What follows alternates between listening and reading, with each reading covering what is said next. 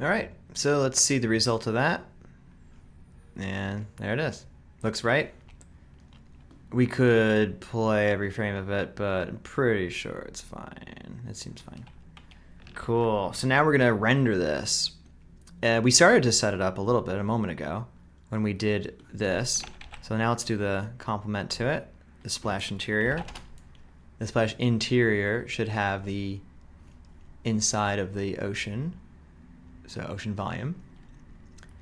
And it should, of course, point to the actual thing. So interior, like so. And there you go, it's all set up. Now, the thing is, of course, that when we render this, I can't believe Houdini has not crashed yet. It's really amazing. When we try to render this, well, I guess we need to set this up first. Mantra ocean splash. Go to splash exterior, splash interior. Okay. So again, when we try to render this, it will work technically. It will be enough to test it, but as I already told you, it's going to try to apply the displacement to everything. It may not even be that noticeable on a single frame, but it's going to be sampling the displacement basically in X and Z. So no matter how high up from the plane I didn't change this to splash.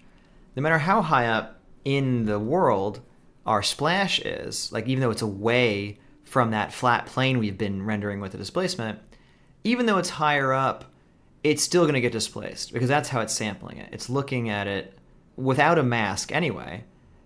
Without a mask to tell it to do otherwise, it's going to say, well, I guess I should just look up my displacement, even though I'm high up. So let's see what this looks like. All right, so it's almost done rendering, but you get the idea.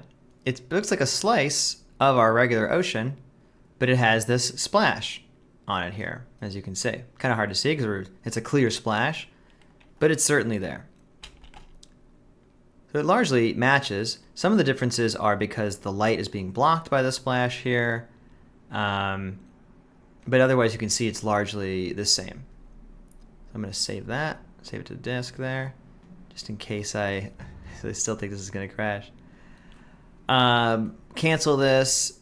We can't really tell without seeing it in motion that the ocean displacement is also being applied to the splash. But we can see it certainly much easier back here in Geometry Land. So I'm going to go up here and say out ocean splash. Let's look at the surface here. Or in fact, we'll look at the converted surface. And I'm going to hide everything else. We know how we can view the displacement, which is to say ocean evaluate.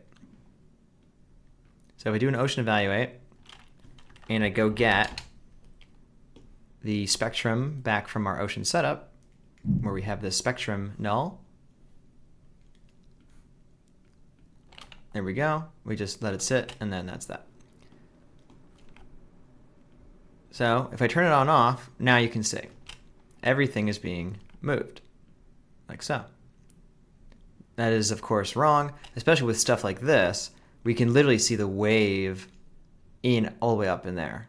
So that's just bad and wrong. So we don't want that. So let's develop some masks based on the speed of the liquid to prevent that from happening.